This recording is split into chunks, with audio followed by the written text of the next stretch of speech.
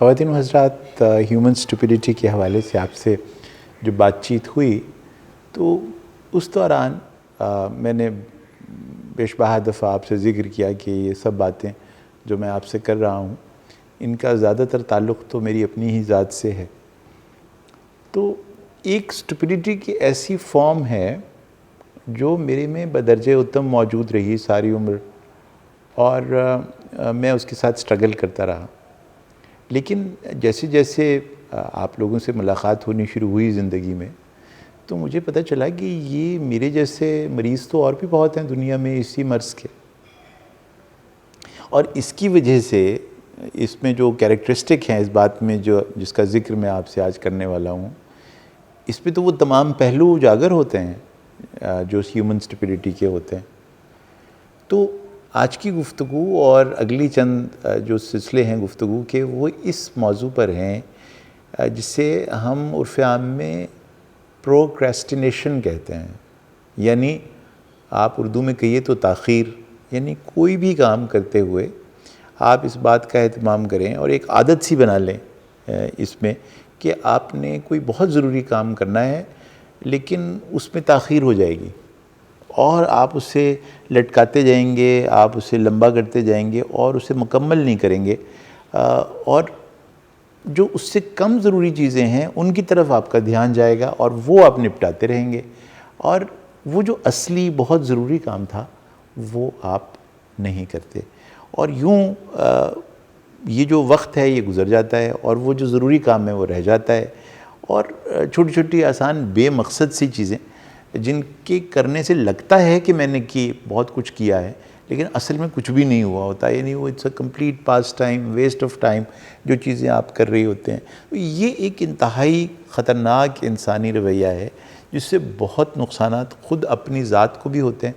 اور ان لوگوں کو بھی ہوتے ہیں جن سے آپ وابستہ ہیں۔ یہ جو ایک انتہائی خطرناک رویہ پروکریسٹینیشن کا ہے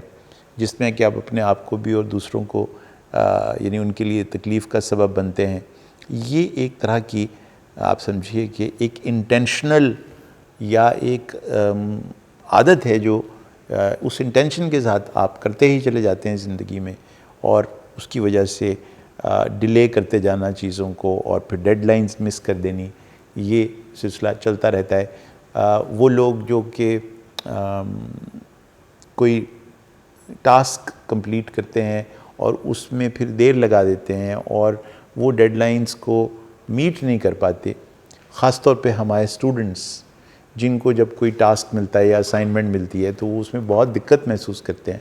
اور پھر وہ آخری لمحے، یعنی اگر ان کو 4 ہفتے ملے ہیں کوئی اسائنمنٹ کرنے کے لیے تو پتہ یہ چلا کہ وہ آخری رات بیٹھ کر وہ اسائنمنٹ کمپلیٹ کر رہے ہیں۔ تو جب میں اس موضوع کے اوپر سوچ رہا تھا تو پھر میرے ذہن میں 2-3 ایسے اشعار اور ایسے شاعر آئے کہ جنہوں نے اس تاخیر کا ایک خاص انداز میں ذکر کیا ہے، اور اس میں سب سے مشہور بات تو خود حضرت غالب کی ہے رحمۃ اللہ علیہ، کہ جنہوں نے کہا تھا کہ ہوئی تاخیر تو کچھ باعث تاخیر بھی تھا، آپ آتے تھے مگر کوئی انا گیر بھی تھا۔ تو یہ ایک شکوے کی کیفیت بیان کی انہوں نے،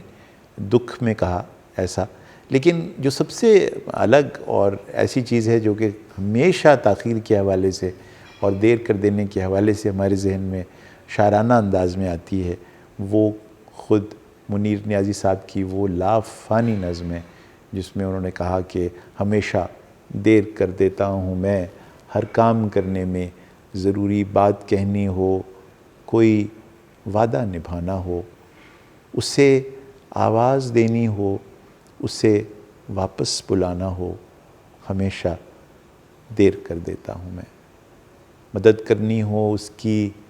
یار کی ڈھارس بندھانا ہو، بہت دیرینہ رستوں پر کسی سے ملنے جانا ہو، ہمیشہ دیر کر دیتا ہوں میں، بدلتے موسموں کی سیر میں دل کو لگانا ہو، کسی کو یاد رکھنا ہو، کسی کو بھول جانا ہو، ہمیشہ دیر کر دیتا ہوں میں، اور کسی کو موت سے پہلے کسی غم سے بچانا ہو. حقیقت اور تھی کچھ، اس کو جا کے یہ بتانا ہو. ہمیشہ دیر کر دیتا ہوں میں ہر کام کرنے میں. شاید پروکریسٹینیشن کے حوالے سے اتنی بڑی نظم نہ لکھی گئی ہو دنیا کے لٹریچر میں، اور اس نظم میں جو قیمتیں چکا رہے ہیں منیر، اور جس شدت کی قیمت چکا رہے ہیں، اس کے جو نقصانات خود ان کی ذات میں بسنے والے کسی شخص کو اور خود انہیں اپنی ذات میں ہو رہے ہیں، وہ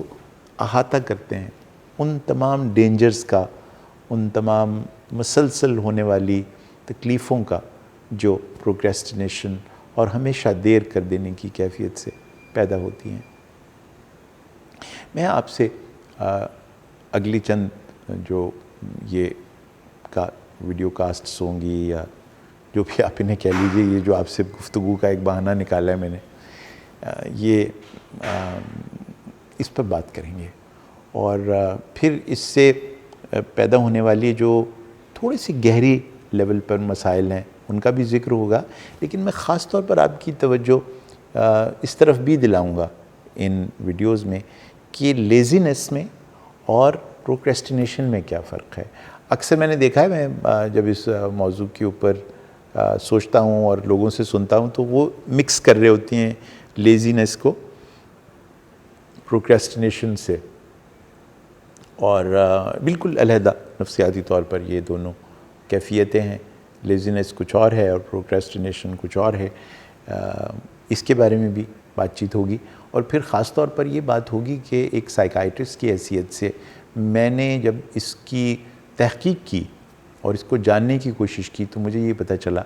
کہ اس کی تو پوری ایک نیورو بائیولوجی ہے. اس کے اندر چھپے ہوئے بہت سے ایسے پہلو ہیں جو آپ کو اجاگر کرنا